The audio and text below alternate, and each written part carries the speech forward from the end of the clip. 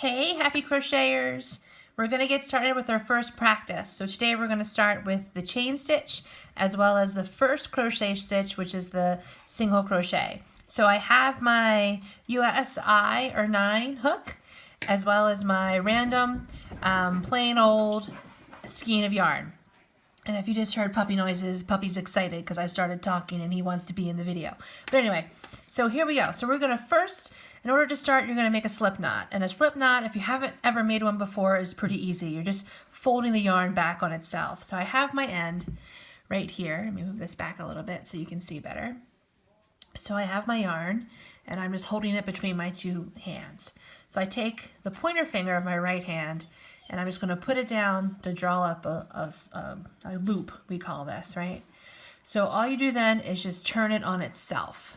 So basically I'm just crossing the yarn on itself. So I'm pinching it so you can see. So with this cross then, all you do is just lay it down on the longer piece of yarn and then just pull up a loop through the center. Then hold the bottom and the side and pull. So that is a slip stitch. They call it a slip stitch because it's able to move up and down as you want. So that's the slip stitch. Feel free to rewind if you need to watch, but we just take this loop now and we slide the hook right into the loop and tighten. Pull it up to tighten.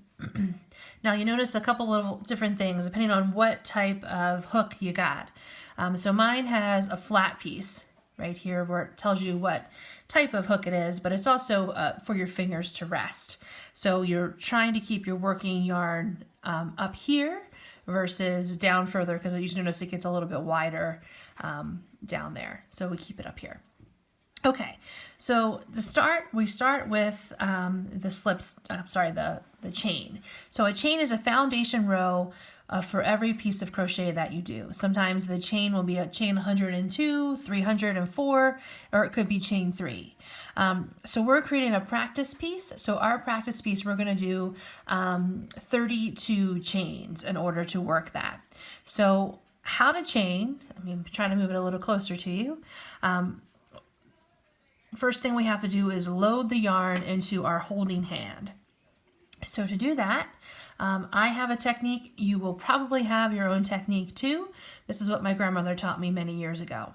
So basically all I do is here's the working yarn on this side and I'm holding the needle in this one. Now that I am right-handed, so if you're left-handed, just go ahead and reverse that. So take your pinky and go under the yarn, and that for me just kind of locks it into place because I squeeze these fingers.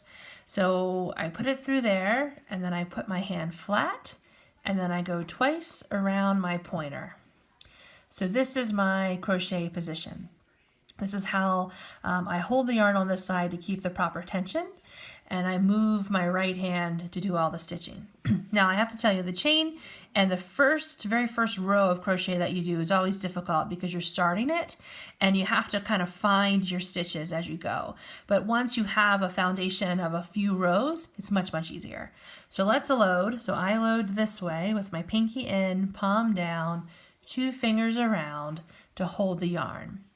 Then I take, still with my left hand, my middle finger and my thumb, and I pinch that little, I guess where the knot is. So I'm holding it here. So chain is very simple. Think about all you're doing is you're pulling this working yarn through this loop or this stitch here. So that's 1 on there. So what we want to do is start chaining. So we're going to put 32. So I go under, pull through, that's 1. Under, pull through, that's 2. Under, pull through, 3, 4. Move your thumb up to hold it. We go under, 5, 6, 7, 8, 9, 10. So I'll stop there for a second just to show you what I've made. So if you look at it from above like you are now, it looks like a series of hearts. That's important to note because as you're crocheting, you're going to go through each side of the heart. On the back side, you'll notice if I just take my hand off here and spin it around that there's bumps. So there's a line of bumps. Let me take my hook out so you can see better. There's a line of humps down the back. So you can see the hearts on either side and then those bumps in the center. We never crochet into the bumps. We only crochet into the hearts. So let me flip that back. So to reload again, I just slide the hook through the hole, the loop. I close it tight, and then I reload my hand with the yarn. I pinch, and I'm ready to go again. So now we're on to, this is number 11, 12, 13, 14, 15, 16, and we'll keep going till we have 32. So we'll be back in a second with 32. Right, you got 30, 31, 32. Okay, so here's our 32 stitches. I'm just getting more yarn, so we're ready to go here. All right. So I have 32 chains on, so there's 32 hearts on here. Why we cast on or why we changed 32 was because we're going to start our first stitch, which is the single crochet.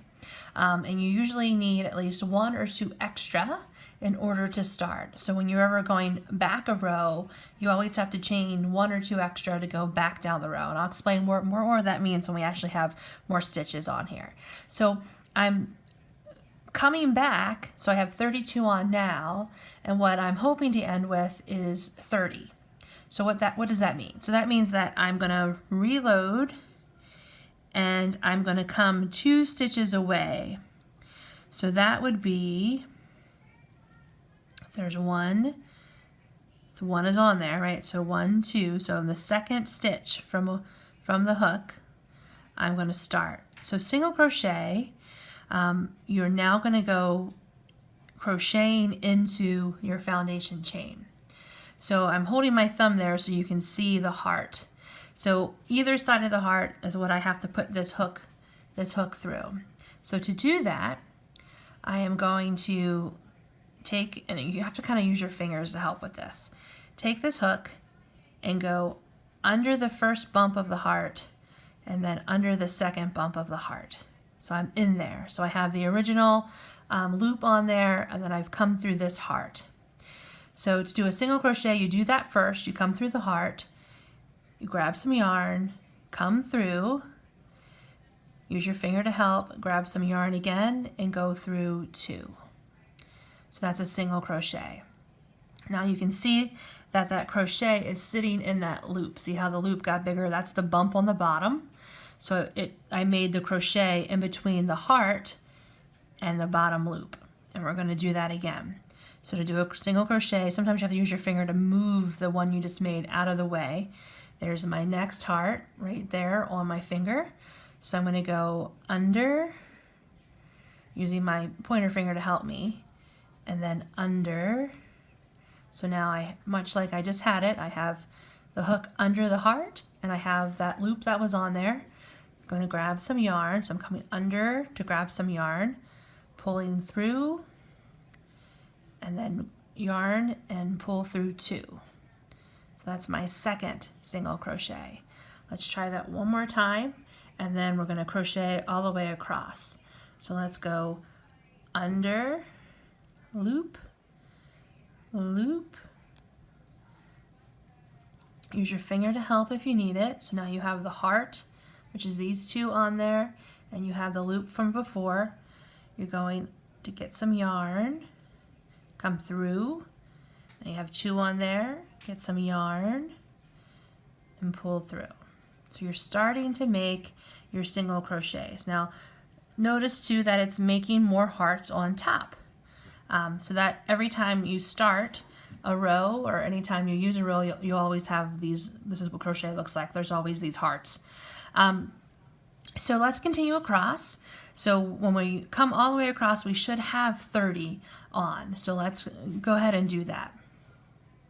Okay, so I have 26 on, and I need to finish up the last 4.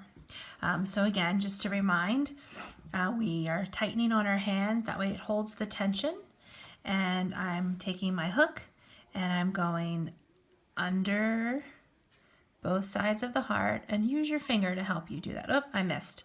So it's that happens, right? So you just have to refigure it to do it again. So sometimes it's easier to go through one side and then take your finger and try to push it through the other side. So the heart is on, I have that loop on, I'm coming and getting some yarn, I'm coming through, and then I pull through 2. So we have 3 more left to do. If you notice that the working piece is dangling, so the interesting thing about crochet versus knit is that you can always take your needle out, right? So the stitches are not stitched onto the needle. They are stitched and they're self-contained. 2 more here. So I'm coming under the heart. Now the little bit of last piece of work is always tighter, so you kind of have to finagle. Again, this does not happen all the way throughout the work. This is just on the starting row. So let's finagle and get that other piece of the heart on there. Make sure I'm not getting the bump, right? And then we grab some yarn, come through, grab some yarn, come through. Okay, so we have 1 left to do, and that's a tight one because this is where we started with the slip knot.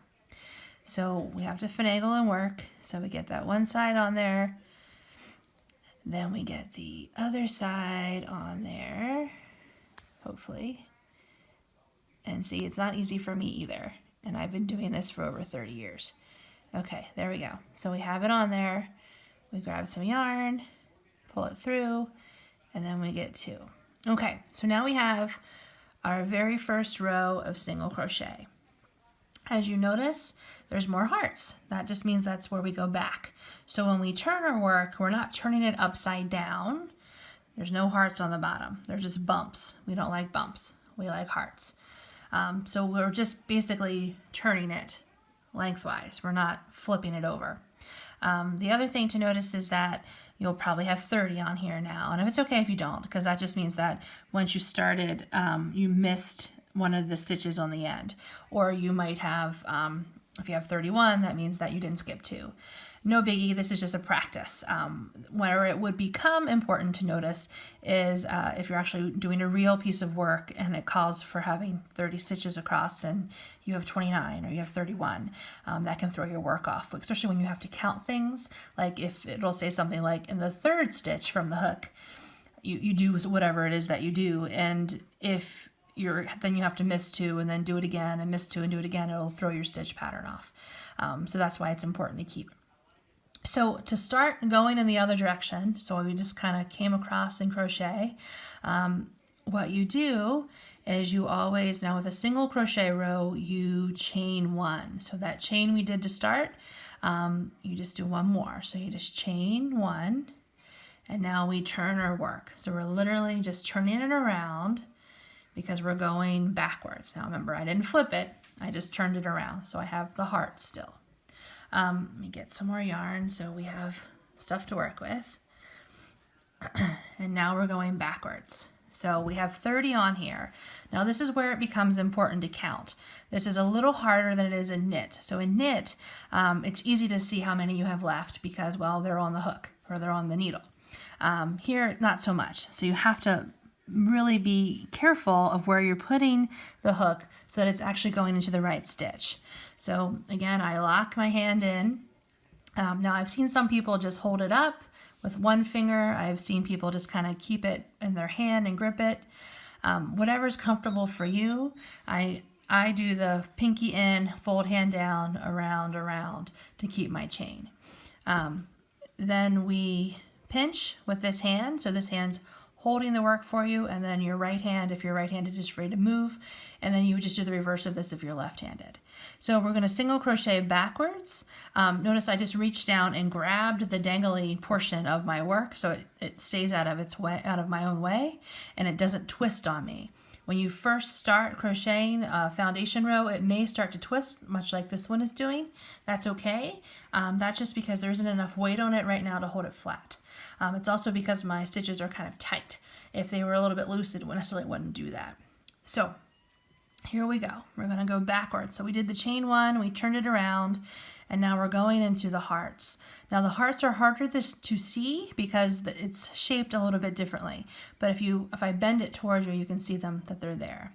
So it's a single crochet, we go in, we grab some yarn, and then we pull through the 2. So now you can see it's a little bit easier to go in because those hearts are a little bit more defined than your foundation row. So we come in, grab some yarn, 2. Come in, grab some yarn, and you do the 2.